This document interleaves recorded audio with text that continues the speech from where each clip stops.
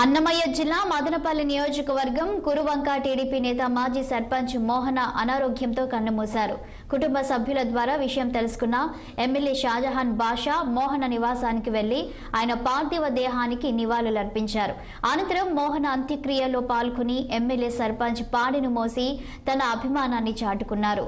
ఈ సందర్భంగా ఆయన మాట్లాడుతూ 25 ఏళ్ల రాజకీయ జీవితంలో పార్టీలకు అతీతంగా తనతో పాటు పనిచేసిన మోహన మృతి తనను తీవ్ర దిగ్భ్రాంతికి గురి చేసిందని, వారు లేని లోటు పార్టీకి తీరని విషాదం మిగిల్చిందని బాధను వ్యక్తం చేశారు.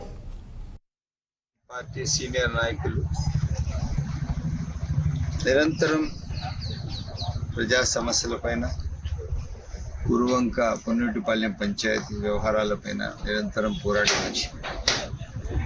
ఎప్పుడు ఏ సందర్భం ఉన్నా ఒక పోరాటం పటిమ కలిగిన మనిషి.